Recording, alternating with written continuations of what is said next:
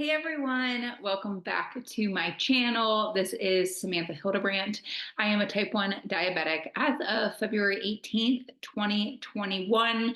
So I recently hit my 3-year anniversary about a month ago, which is really crazy and exciting. So thank you so much for being here. If you're new, welcome to my channel. I talk about all things type 1 diabetes on this channel. So thanks for being here. Today, I want to talk about pregnancy and type 1 diabetes. I know a few weeks ago, I did a day in the life video and I lightly mentioned that I was pregnant and not everybody knew. I have mentioned it before on my social media accounts. So if you follow me on Type 1 Tribe on Instagram, I do talk about it there a little bit. And so I forgot that I didn't mention it on YouTube yet. So I know a lot of you were surprised and shocked when you heard that I was pregnant, especially because I'm over halfway there, which is wild to me. But I did have some requests to talk more about pregnancy and type 1 diabetes, my experiences with it. I have interviewed several people on the Type 1 Tribe podcast and here on YouTube that talk about pregnancy and type 1 diabetes because I was doing my own research prior to becoming pregnant, and I'm doing research now as I'm pregnant. And so if you want to go listen to those, go over to the podcast and listen to the other pregnancy topics. But I would love to share my experiences of being pregnant with type 1 diabetes. So I found out I was pregnant at the beginning of November of this past year, and I was so excited. I have been wanting to be pregnant like for the past 10 years. And you can ask any of my friends or family, they know that like I am meant to be on this earth to have children. And so I really, really wanted kids, and just life, of course, took longer than expected. And I'm 32 now and finally pregnant. If you would have asked me like 5 years ago if I wanted to be pregnant, I would have said yes right now. And so I'm happy I wasn't pregnant then, now that I look back at it, but I am happy that I am finally pregnant. And I do think about a lot how, I don't know if anyone's religious, but I do think a lot about how, like, I think God literally waited for me to get pregnant to this point on purpose, because 3 years ago I was diagnosed with type 1 diabetes. And if I would have gotten pregnant back then, that would have been a whole different situation. I may have lost the baby. I may have had a lot more issues, obviously, because I was going through a bigger life change at that point of time. And then 2 years ago, I had really bad celiac reactions the entire summer. So it was like 3 months long that I had these like rashes. I was swollen. I was sick. I was losing my hair. I mean, all this stuff was happening to me 2 years ago. And so I'm finally feeling like healthier now, and I got pregnant. And so I swear someone up above was watching over me during this moment in time and just was like, we're going to wait. We're going to wait to get you pregnant for a little bit of time. And I thank God for that, because I am now pregnant, which is so crazy because I really have been thinking about it my whole life. It's just one of those things that I've always known that I've wanted to do. And so it's very exciting that I'm finally here. So let me tell you a little bit about the trimesters that I've been going through. So I'm currently in the second trimester, almost in third. So I'm not really there yet. But let me go back to first trimester and just talk about that, because first trimester was rough for me. It was very, very rough. And that could be part of the reasons why I didn't talk about it that much back then, because, well, one, you try to keep it kind of a secret for the first trimester, so you don't talk about it, which is also really difficult because you're going through this like massive life change. You feel like crap. All you want to do is like share about your experiences, but you can't. I mean, you can, but a lot of people try to keep quiet until at least 12 weeks. And so it was just like, it was tough. I was very nauseous, and I was nauseous all day long. And I know some people have it way worse than me. Like, I didn't have to take any of the medication for nausea or anything like that. And so some people really do have it way worse than I had it. But I remember during the first trimester, I was thinking like this can't get worse. Like this is so bad. I would wake up nauseous. My whole day was just I was filled with nausea. And I am the type of person that needs to eat when I'm nauseous. I don't avoid food. Even like back in college when I was hungover, I would always have to eat. Like a lot of my friends would be like, "Oh, I'm not eating because I don't feel good." But I'm the opposite, where I'm like, I have to eat because it's the only thing that will cure this nausea. And so I'm the same way with pregnancy. And so I ate so much food the first trimester. I I'm pretty sure I gained like 5 to 7 pounds of just weight, not baby related, from eating so much the first trimester, which is gross kind of to think about. But in that moment, I was like so sick and just so much struggle was happening for me that I was like, I have to eat every hour. Literally. I was snacking on things every single hour. And I remember I would wake up and for some reason I was actually able to work out because I would wake up nauseous, but then I would get this like freedom from nausea for like an hour. And I'm like, okay, I got to use this opportunity to work out. And I was taking it easy with my workouts. I wasn't doing any like thing crazy where I was like jumping that would make me nauseous, but I would work out and then I'd come up for breakfast. And that's again when I would be like, oh no, like I feel so sick. And so I also like couldn't eat certain things. And so that was really tough. I was extremely craving carbs the first trimester, which, you know, as a type 1 diabetic can be very difficult. Of course, I didn't want protein or anything healthy. Of course not. I wanted carbs on carbs on carbs. And so for breakfast, I would eat toast mostly, just like cinnamon toast, because that was the only thing that would help my stomach. And I would try to eat like a hard boiled egg with it if I could, just for protein. But oh my God, it was just like not what you want in the first trimester. You do not want a hard boiled egg. Okay. Like I don't even know how to explain it. And I'm like, okay, like what else can I eat that's protein? But nothing sounded good. Like no meat sounded good. Nothing sounded good. And so I was basically eating toast for breakfast and yogurt bowls the entire first trimester. And when I say toast and yogurt bowls, I mean both at the same time. Okay, I was eating both of those in the morning. So no wonder I gained weight. But I had to because I was like, I just feel so sick. And then I would always eat like a snack in the morning of some sort. And once again, I wanted it to be carby of some sort, some type of carb. And then same with lunch, I would have to have a snack, and then same with dinner. And then I would usually have to have a snack before bed again too, because I just felt so sick. And one thing that really annoyed me being a type 1 diabetic and pregnant and having nausea is it's just I had a very tough mental health thing going on the first trimester because I have been wanting to be pregnant for a very long time. Like I mentioned earlier, it's just been like a dream of mine to be pregnant. I've always wanted to be a mom. And so the fact that it was actually here was so exciting to me. But the fact that I couldn't experience my pregnancy the same way that I could have 10 years ago, like when I didn't have type 1 diabetes, really upsets me. It still kind of upsets me to this day, but I'm doing better now. But the first trimester, I was having a very hard time with it because something I've looked forward to my whole life was now different and wasn't how I always pictured it.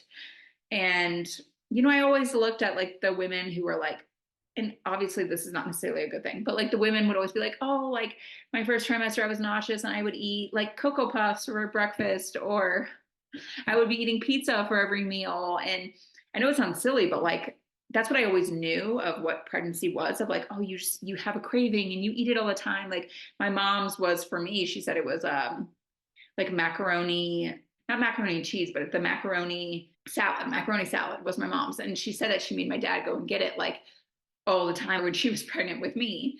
And I don't know, when I was nauseous and I couldn't eat certain things because I'm a type 1 diabetic and I have to manage my blood sugars and all this other crap that goes along with it, it just really upset me mentally. I struggled the first trimester for sure with that. All I wanted to do was eat freaking Cocoa Puffs for breakfast, but I couldn't because you have to keep your blood sugar in a specific range when you're pregnant, a very tight range, a very tight, difficult range to keep in. And it just really, really, really upset me. I still ate carbs my first trimester because I had to once again. My blood sugars were not great the first trimester. They weren't bad by any means. I did an A1C after the first trimester and I had a 5.9. So they were not bad. Okay. They were not bad at all. But for me, I was more upset about it because they weren't where I wanted them to be. I did go over 140 several times during the first trimester. Obviously, most of the time I was in that range because I got a 5.9. But the times when I would eat carbs and then spike, I would just get so upset with myself. I would get so upset that I have type 1 diabetes. I would get so upset that I have to live a life like this now. I would get so upset that my pregnancy looks this way. I never wanted it to look this way. And now it's looking this way. And it was just pretty hard on me, honestly. And just, I mean, you guys know managing blood sugars in general is difficult. And then throw in all this other stuff with pregnancy, it just is so tough. Like, so, so tough. And so, if you know anyone going through pregnancy with type 1 diabetes, just tell them they're doing a good job because it is so hard. It is so hard, especially the first trimester when you're like, I can't eat certain things. I had some pretty bad food aversions, and I still do actually to this day. It was worse in the first trimester, so I couldn't drink coffee at all. Like, I couldn't smell coffee. My poor husband had to go out every day to a coffee shop and buy coffee, and he could even like have to drink it like very far away from me. Because if we were in the same area, I would be hurling. I remember one day, I think I was like out doing something. So he was like, oh, this is my opportunity to make coffee in the house.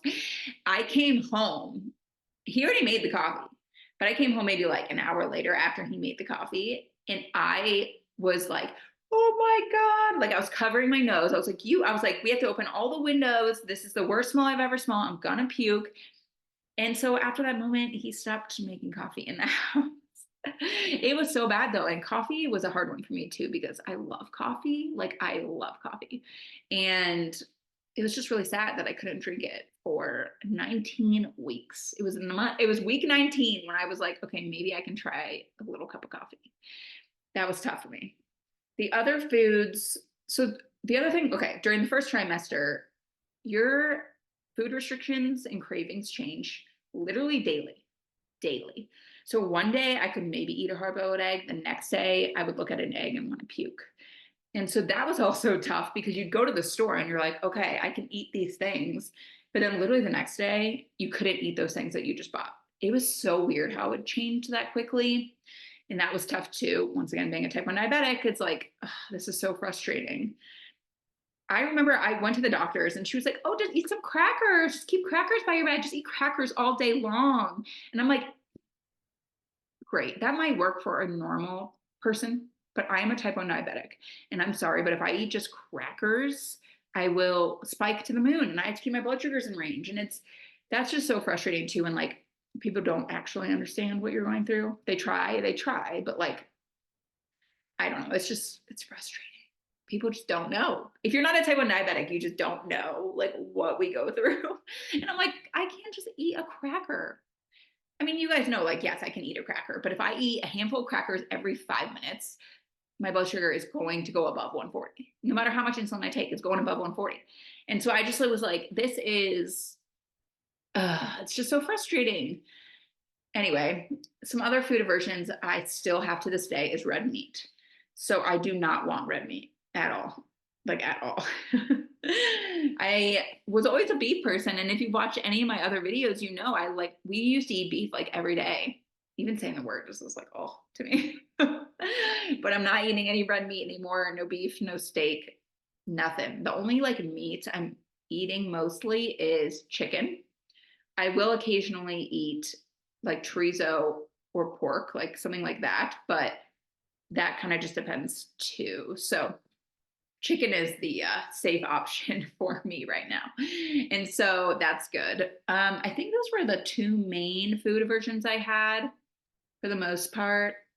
Yeah, but I talked to my doctor and she said if you're still not wanting red meat, you probably won't want it until after pregnancy. So here we are, not going to be eating red meat for a while.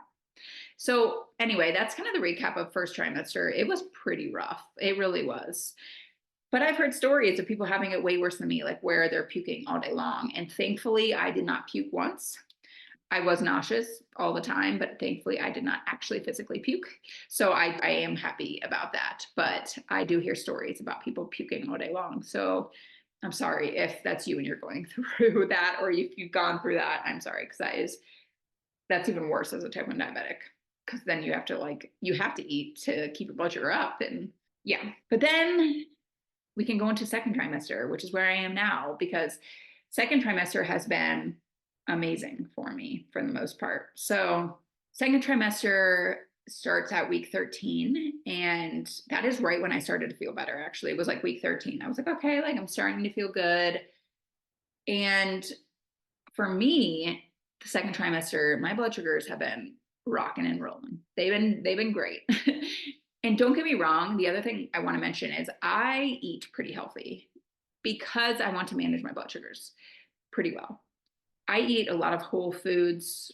I don't really snack on processed foods anymore. I do occasionally, but I don't a ton. And so I make healthy decisions. So that obviously contributes to how great my blood sugars have been. It's not just like, oh, my blood sugar, my pancreas started working and now I'm great. No, no, no, no. I do work very hard to eat very healthy. You can ask my husband, like, every time we are going to make dinner, he always looks at the meal and he's like, this is so boring. But I'm like, I'm sorry. Like, once again, I'm not a normal pregnant person. I can't just be eating pizza and fried chicken all day. Like, I need to be eating healthy, healthy meals to, one, to keep this baby healthy, but two, to keep me healthy and everything. So that's kind of the story of my blood sugars there. I did just get an A1C back. So it was 5.2, which I knew it was going to be low because I have stayed under 140 for the most part. But I was so happy. I was like crying. I was so happy that my blood sugar was 5.2 or my A1C was 5.2. A lot of people might think that's me bragging, and I don't want you to think I'm bragging. And I think to me, it's not bragging because I worked so freaking hard to make it under 5.2. It's not like, to me, bragging is like a normal person with a normal pancreas, like, oh, my blood sugar is 4.9. I'm like, screw you, a-hole. Like, I have to freaking work for this. Like, it just comes naturally for you. Like, no, this is so hard. Like, that would be bragging to me. For me to say I have a 5.2, I don't look at it as bragging because I worked my butt off. I still work my butt off to keep it under my blood sugar's under 140 at all times. And that is so hard. And so I'm more just like very happy with my accomplishment. And so I apologize if you think of that as bragging. I'm not trying to brag. I'm just trying to show you that it's possible. It's a lot of work, but it is possible for sure to keep your blood sugar at a 5 A1C. Like, it's totally doable. So I was really, really happy about my 5.2 A1C for my second trimester. So I'm very, very happy with that. I mean, second trimester has just been awesome. Like, I honestly have no tips for second trimester because it's been so great for me. I mean, some people do have a little bit of insulin resistance in second trimester that eventually gets worse as you go to third trimester. But I personally haven't found that. One week, I had the flu, and that was pretty bad. I had like extreme insulin resistance. One day I went to like 250, 260, and I would not come down. No matter what I did. I took, I think, like 20 units of insulin. I'm not even kidding, and nothing happened. No budge, no nothing. I went for a 2-mile walk while I had the flu, by the way. I was so sick, but I was like, I have to get my blood sugar down. I was in like major panic mode, and nothing happened. So I kind of gave up because it was like 8 hours, and I was like, I don't know what to do. I'm just going to sit here and like, and then it came down slowly. It came down. And then the next day I must have been over the flu because it was back to normal. So insulin resistance sucks. Ugh, that's just one of those things too, when you're like, I can't do anything about this. You know what I mean? That's the worst. It's like, I went for a walk, I took a bunch of insulin, like nothing was happening. That's probably the worst. So anyway, second trimester has been great for me. It's not great for everybody, but it has been pretty nice for me. Once again, I eat a pretty whole foods diet, and I do make smart decisions with my food. I don't ever just like eat candy out of the blue. I would always, if I'm going to eat candy, I would pair it with protein. Like, I'm doing all those things to make sure that I stay under 140. So for example, right now, I'm actually at a 99. So I'm happy about that. So I am currently in week 22. almost 23, which is crazy. I feel like it's one of those things too. I'm like, I feel like it's flying by, but it's also going very slow. It's flying by, but it's going slow. I don't know. I had my 20-week scan a couple weeks ago, which was super exciting. The baby is extremely healthy, and we found out we're having a baby girl. A baby girl. So it's very exciting that we're having a girl. My husband wanted a girl, so he's very actually happy about it. I mean, he would have been happy with a son, obviously, and I would have been happy with either. I've been wanting to be pregnant my whole life, so I'm like, I'll take whatever you give me. I don't care. But my husband was pretty happy because he wanted a girl. He wanted a little baby girl. So we got one. She's coming. She's coming in July. So my due date is technically July 17th. That can change just based on, like how the baby's growing and things. But mid-July is when I'm due.